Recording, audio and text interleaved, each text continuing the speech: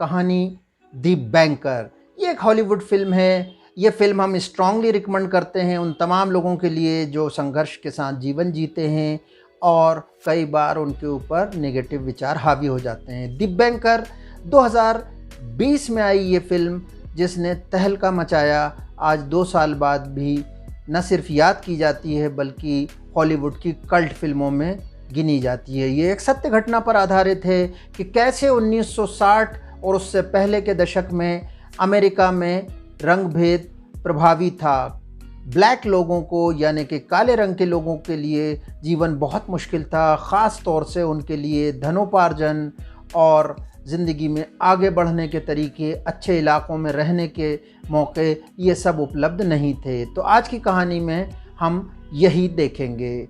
आइए देखते हैं। लाइक करिएगा अगर आपको कहानी पसंद आती है और शेयर करिएगा कि ये नया तरीका आपको कैसा लगा और कौन सी कहानियाँ आप सुनना चाहेंगे। Thank you very much. Advance में सुनते हैं कहानी।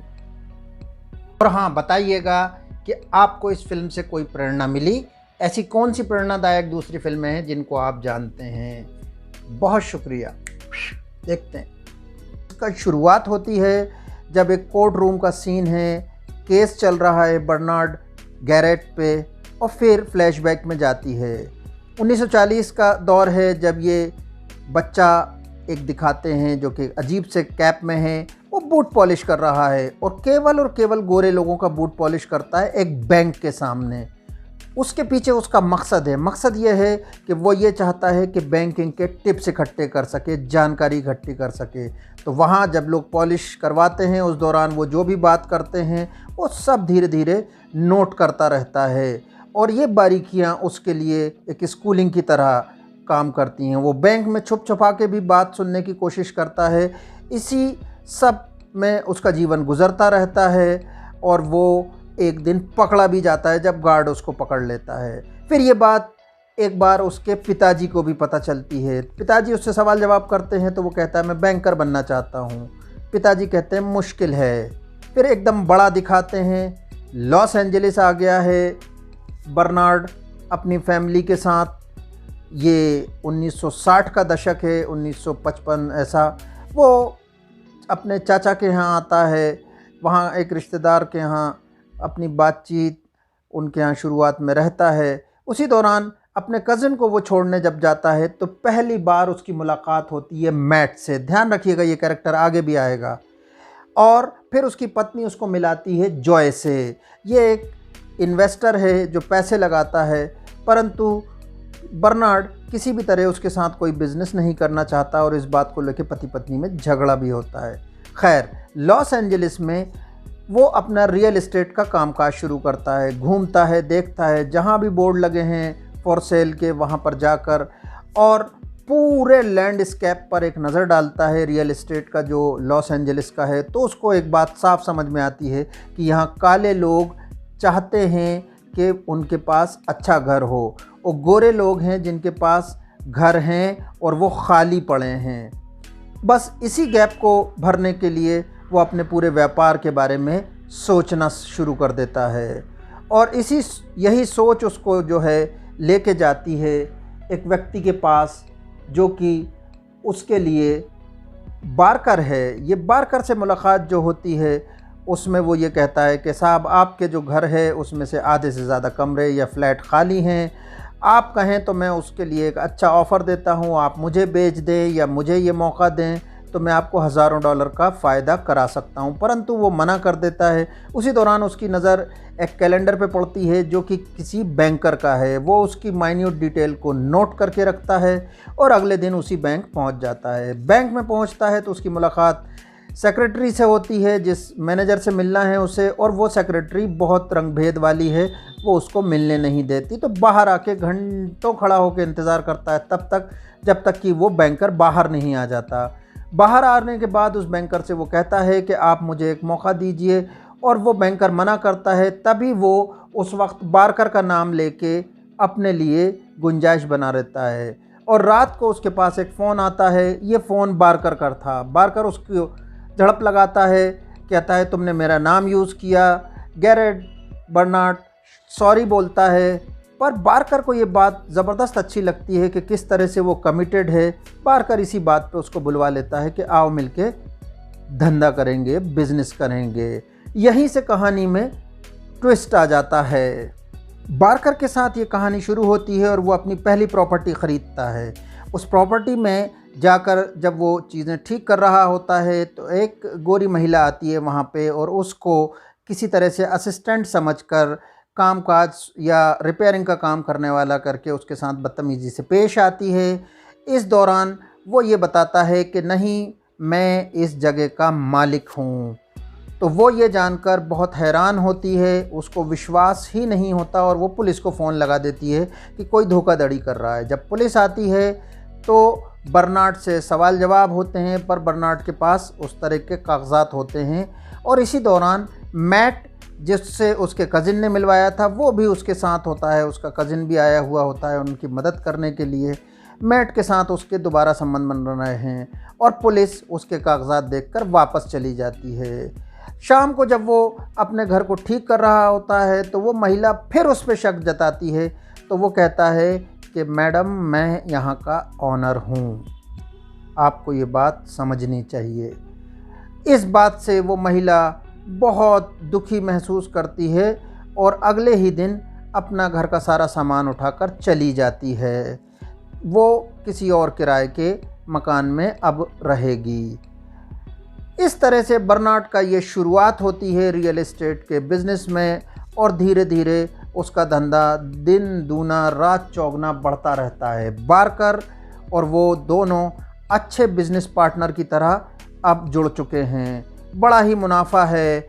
वो फ्रंट में रहकर बारकर उसके काम को कर रहा है। इसमें कोई लिखित डीड नहीं हुई है दोनों के बीच में, मगर 50-50% का एक तयशुदा प्रॉफिट पे काम शुरू हो जाता है। इनका काम बहुत ज़बरदस्त चल रहा होता है, लगातार कामयाबियाँ मिल रही होती हैं और रियल एस्टेट लॉस एंजलिस में धीरे धीरे अपने लिए जगह बनाना शुरू करता है। बर्नार्ड की ये कामयाबी उसको अब अच्छा जीवन दिखा रही है।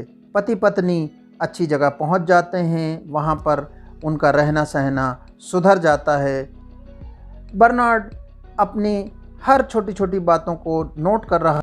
बर्नार्ड की अच्छी चलती ज़िंदगी में एक ज़बरदस्त तूफ़ान आ जाता है जब उसे ये ख़बर मिलती है कि बारकर का निधन हो गया है।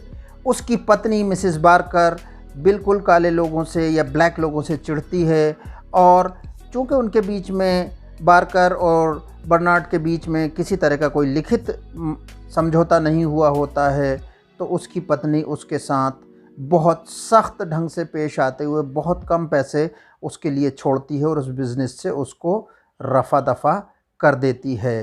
बर्नार्ड को अब आगे देखना था तो वो बैंक पहुंचता है और किसी तरह से दोबारा उस मैनेजर से मिलने की कोशिश करता है ताकि उसको लोन मिल सके, पर ये मुमकिन नहीं हो पाता है।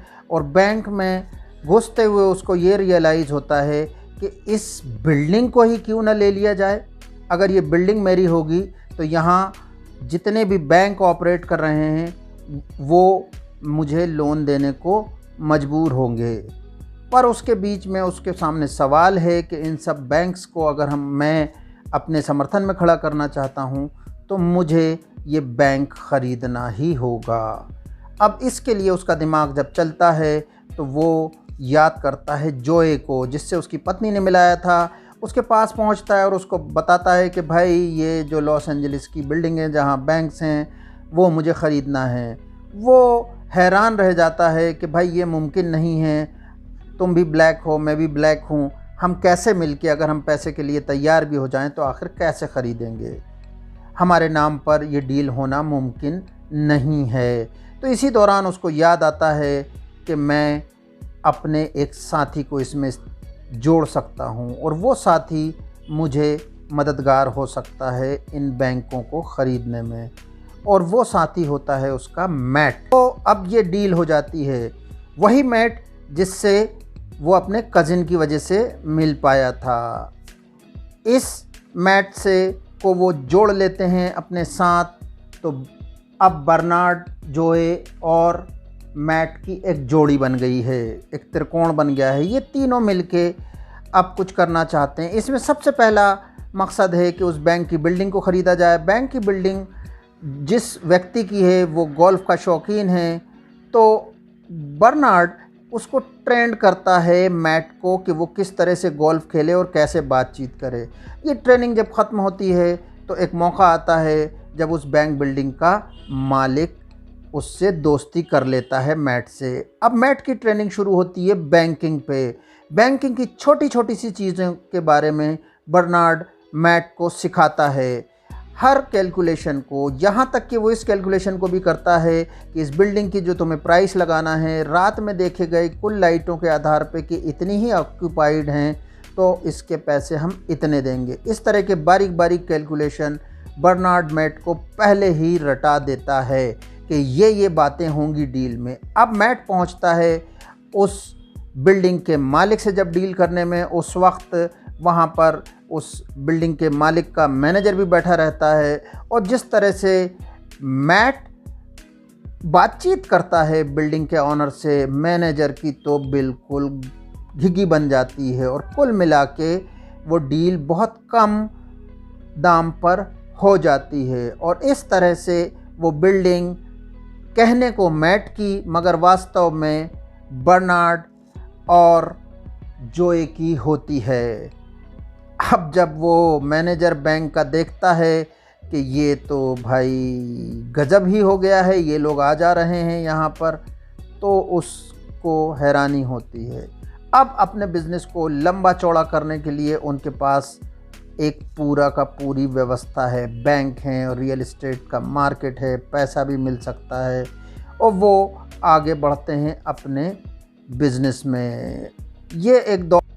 अब बर्नार्ड की ज़िंदगी अच्छी हो चुकी है, वो एक अच्छी कार में घूम रहा है, अच्छी जगह रह रहा है, उसका परिवार, उसका दोस्त जोए, सारे कज़न सब अच्छे से रह रहे हैं। वो अपने बेटे के साथ घूम रहा है, ज़िंदगी के मज़े ले रहा है। इसी दौरान वो टेक्सास जाता है और टेक्सास जाता है तो उसी बैंक के सामने जब वो गुज़र रहा होता है तो वो ये देखता है कि एक कोई बच्चा आज फिर बैठा है उसी की जगह पर और वो काले लोगों के जूते पॉलिश नहीं करता है।